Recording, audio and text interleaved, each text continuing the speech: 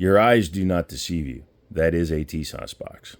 For those of you that haven't been here for more than 16 years, Tisas and I have a bit of a history together because about a year and a half ago, actually a little bit longer than that, almost 2 years ago, I picked up the Tisas Night Stalker. And I had some issues with it, and through several different email chains, just didn't really get anywhere. In fact, it was this Tisas. And I'm going to show you the one thing that should tell everybody out there what the problem was. If you're in the know, you're in the know. This was a very early gun. Anyway, move on to 2025 Atlanta show. I sit and talk with Jared from SDS, who is the owner of Tisas. He's not, but SDS is the owner of Tisas.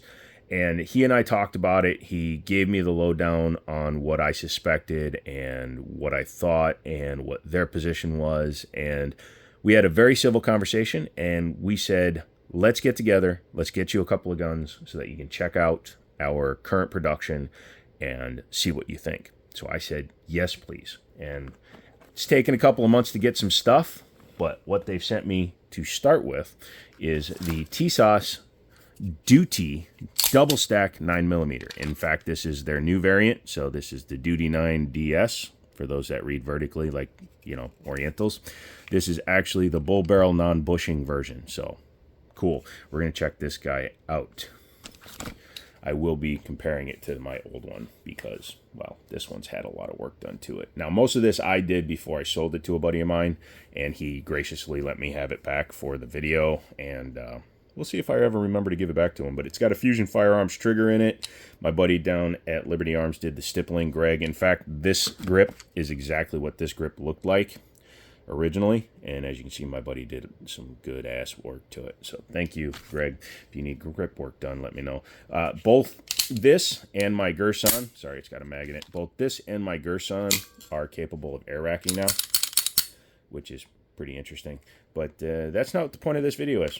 Let's get back to this. Inside the box, you typically get 2 mags with Tisas, which is nice to see. Back in the day, a lot of the importing companies would only give you 1 magazine with your gun, and it was a little annoying for guns that had hard-to-find magazines that weren't always carried in stock, such as the MC-28 and a couple of the other guns. But now, Tisas has seen fit to send the gun with 2 mags. I have a 19-round from Checkmate in there right now because I'm testing this mag. I had it in my Gerson. It wasn't running quite right, but my Gerson is heavily modified, so I want to see how it runs in a stock firearm. But yeah, this is the 5-inch variant with the RMSC direct cut. They borrowed the bushingless design from the MAC series, the Military Armament Corporation, which SDS also owns, and they brought it to this firearm. Bull barrels are purported to make the guns a little bit more accurate because you eliminate an entire point of failure, such as like on this Rock Island double stack. You can see it also allows you to get more meat around there. I don't know if that's good for heat dissipation or not, but it's just something of note. And yes, it will be getting compared to this gun at some point. Has a polymer lower, steel mid frame, which I do like. The weight difference between this and the aluminum frame like Gerson and Night Stalker. I think the Night Stalker was aluminum. It feels a lot lighter. I can't remember. No, it's steel. I take all that back. But yeah, versus the Gerson, I like the little bit of extra weight. They did change not only that for 2025, they also changed the pick rail design a little bit to incorporate a slot further forward. So if you're going to run something like your Surefire X300s on there, it's an Ultra there. It's the older design. It doesn't have the quick release. Also, it's not tightened. They don't just fall off, but it's designed to work with the standard insert, so puts it right where you need it to be. Very good. If you need something from someplace, you should probably type that into your Googles. The gun did come with a branded gun lock. I just took it out of the box because it was annoying. But yeah, sub $800 gun or $800 gun comes with a branded gun lock. My $2,000 DWX failed to. Also, I'm going to point something else out. This gun has thousands of rounds through it, and the finish is holding up great. So Tisas knows how to do a barrel finish. My DWX, stay there. My DWX, I actually had to polish out the barrel because it was worn down after 200 rounds. So Good on you for your finishes, Tisas. There is a slight color difference between the frame and the slide, which leads me to believe there is a slight difference in the finish. 100% fine. I don't really care about that. Let's walk around the outside. So this one has different front cuts. It has a Browning high power style cut in the front. You can see how it narrows down the slide just a little bit. I said like a high power. Obviously, it's not a full high power cut, but it kind of looks a little bit like that. Has front and rear slide serrations, which is really nice. Has a squared off trigger guard like most of the 2011s have. It has a double step in the undercut. I get that because they need to give the They need to give the trigger some room to come through. I would have eliminated this one and just squared it off completely. Also would have helped it fit in some other holsters that way. Has a plastic backstrap. I'm not a big fan of that, but that's easy enough to fix. And there you can get Wilson Combat one for like $30, so just do that. No magwell on this one because this is the duty gun. It's the one that's designed to carry, and to that effect, they actually did a few things that are more towards the carry aspect, and I approve of that. Number one, when you look at the beaver tail, it's truncated versus this guy. So as you can see, it doesn't come up as high, which is nice because that allows it to not get into the way of your hand as much, and there's a lot of different reasons for doing that, but comfort is another reason. Since it's shorter, it can't dig into your side as much if you're carrying it tucked up against your old body. And yeah, like I said, the 2-year-old design still had that same double hump. My humps. Ambidextrous safety. I'll be honest, on 1911s, I don't have a need for an ambi. Even when I'm shooting left, I just come over the top, just drop down. You can sweep off, pull up, sweep down, pull up. Really easy, really simple. Although with an optic, I guess it would put it a little bit out of reach. But very definitive. Completely defeats the gun. One thing I always check is how much play there is in the safeties when they're on or off. Nice and tight. No MIM parts, which sets this aside from a lot of guns on the market. Rock Island still has some MIM parts in it. Even this SIG, this $1,500 SIG, has some MIM parts in it. So the fact that Tisas is willing to put billet parts inside their guns out of the factory is pretty nice. Their fit is really good. You can see how well they blended the extractor into the body of the gun. Sometimes companies won't bother doing that kind of fitment. They'll just be like, whatever, it's in there. As you can see, it's never been fired, so that's cool. Well, I'll probably test fired. Tisas out of Knoxville, Tennessee. And nice that they have American representation now. Yeah, made in Turkey. A lot of guns are. That's fine. If we could figure out how to do manufacturing at a cheaper price, we'd be all right then, I guess. RMSC rear cut. I like this rear sight. You keep the rear sight, which is another difference from the Gerson setup and a couple of the other companies, in that you actually keep it. The Mac double stack, I believe it does lose the back sight because it goes to, I think, the AOS system, but it's also RMR capable, which is pretty cool. This one is RMSC, but you can run things like Silecat Zero or any of the EPS carries or the K lineup. So there are plenty of good options for optics for you. Nice high-vis front fiber optic sight, which I like. It is a little bit higher, which is, again, good because it allows you to co-witness. And if you decide to get a threaded barrel, then you can have co-witness and suppressor host.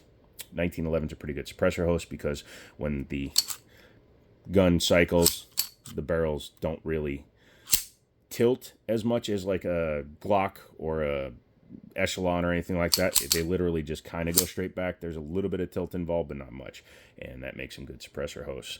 Slide lock, slide release is not ambidextrous. It is textured well, but it's a little bit tight against the gun, which is something a lot of manufacturers do. Like, they all use a standard one. So what I'd like to see is something that's a little extended. This one's only a little bit, but that little tab there might be enough for a lot of people. Again, I'm 6'4", and even on a single stack, sometimes I can almost miss that slide lock, slide release. Yeah, I know a lot of people are like, well, just sling it, just sling it, just sling it. No, shush, dude. Slide lock drops are awesome, man. I don't care who you are. Remember that in like 2014 where everybody and their uncle was like, don't use your slide release. Don't use your slide release. You'll damage your gun even though it's literally called a slide lock slide release. You goobers. Hey, Anyways, let's get back to the gun. Taking a look at the trigger, I did a weight on this one. It came in at 4.4 pounds 2 ounces, so 4.1. Or would that make that 4.2? Anyways, just a little bit over 4 pounds, which is pretty solid for a duty style carry gun. There is no adjustment for the over travel, which is fine. You can always do things like I've done, which is run a Fusion Firearms trigger to eliminate your over travel, things like that. And with a little bit of tuning, I could lighten this trigger and get it down to like my Gerson's 2-pounder. But I'm going to leave this gun stock, except for some stippling and an optic, obviously. If I do change the trigger, I'll let you guys know. Future video. But yeah, the slide serrations are actually really grippy. You can see, even with my disabilities, I can easily rack it that way. Do that, you can lobster claw it, and when you have an optic on it, some dudes prefer to do that. Honestly, what I've been finding myself doing with all my optics gun is I'm just grabbing the goddamn optic and racking it. There's nothing wrong with that if you've put the optic on correctly, or it's a decent optic. But yeah, let's try that trigger, okay? Make sure that the gun is clear. Yeah, it's clear. And yeah, here we go. So engage your grip safety, and pretty nice. You can see there's a little bit of over travel, like I said, but not a ton. Pretty solid. The reset forces you out, audible and tactile. The trigger shoe is different from most of them in that it is a curved into a flat, into a curve, so it's kind of designed to almost funnel your finger where it's supposed to go. This is SIG's X trigger, so you can see they run the flat trigger right off the bat. Pretty solid. And then this traditional Rock Island has the round trigger. Which do I prefer? You know, I'll be honest, I'm not super picky when it comes to my trigger shoe because I'm a slapper, not a rider. I don't ride my reset. Freeze! Go there, Google it. I don't ride my reset, so I don't have to. What do you say we take her apart? Also, there's a 1911. There's a 1911. There's an AREX. Sorry, I need to get to a tool. There's my little takedown tool. We'll move that. Might be making a video on that. You never know. Or that. Or I might have made a video on that. You should probably subscribe. But yeah, what you need to do for the 2011 style guns is, especially the bushingless, the bull barrel, the regular ones, they don't have this, but the bull barrel guns, they have a hole in the top of the recoil rod. Now, you can replace these. Atlas Gunworks or Hayes, I can't remember which one, makes a toolless guide rod. But this really isn't that big a deal. And if you lose this, don't pay $7. Don't pay $8. Get a paper clip. Put it in there, bend it, and snap it off, and you're good. But as you can see, what it does is it retains the spring in a compressed form onto the guide rod, allowing you to bring the gun back to the takedown spot. And yoink, there you go. So I'm going to set that down there. With the rod, did it actually compress itself? No, it's fine. Sorry, kids. Nobody said I was perfect. This recoil spring is super awkwardly in there today. Come on, you kids. You're embarrassing me in front of my friends. There we go. Sorry. Yeah. As you can see, this cup retains the spring on there. It's really easy. If you compress it down more, you can actually remove that and then change your spring if you need a lighter spring weight. A couple of my guns do need that. And then once you're done, you just take your link and you just pull your barrel out. It was only embarrassing because I was doing it on camera. Wink. Looking inside the frame or slide, this is a Series 70, which is what you want. If you're trying to be a purist, go with a Series 70. If you're a Karen or a Kevin and you need that, I don't want to drop it and have it go boom because I'm too crazy to be sensible and learn how to properly carry my firearm in a good holster. Sorry, that's a long way of saying you get the Series 80. Nothing wrong with the Series 80. Some of them do have nice triggers, like this one has a great trigger in it, but it adds 3 more parts.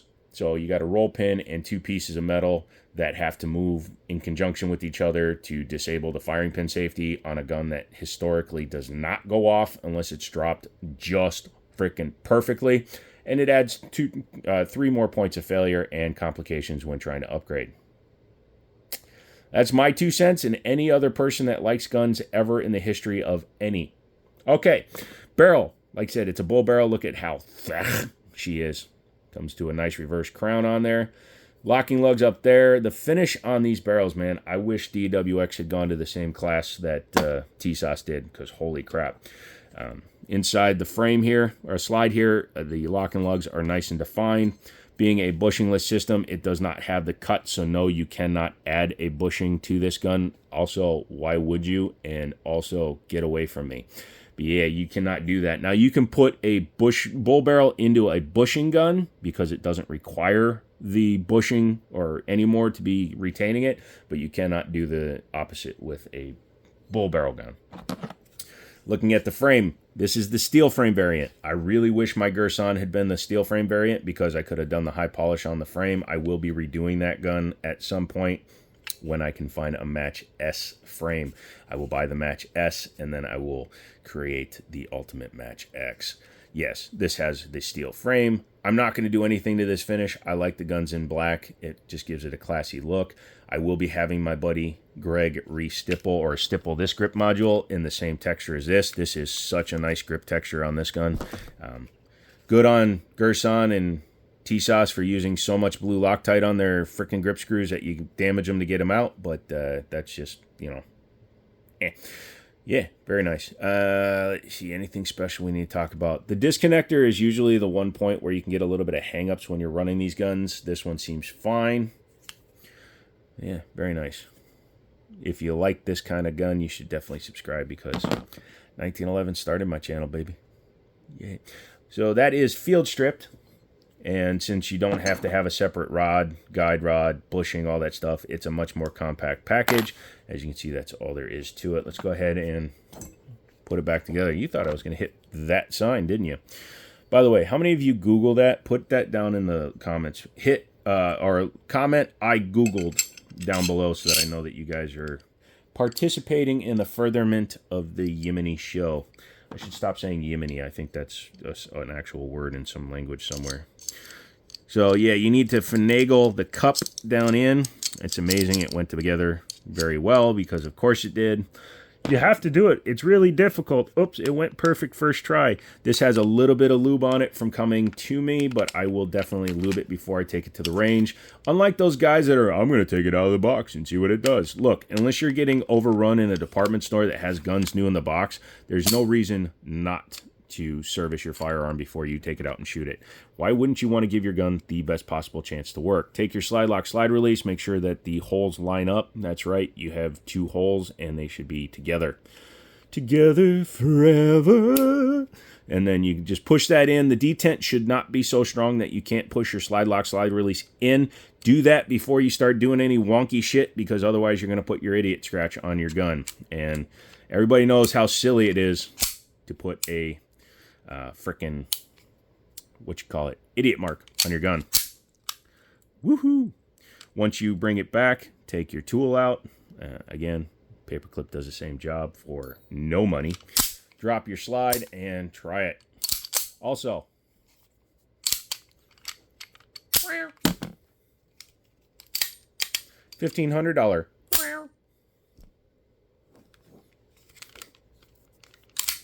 $1,200. So yeah, I don't participate in that. Don't drop your slide on empty. It's a bunch of crap. But yeah, that is the Gerson. Excuse me. That is the Tisas. I work with a lot of companies. That is the Tisas BR9 Duty Double Stack 1911. It's a 2011, but staccato is a bunch of jerk balls.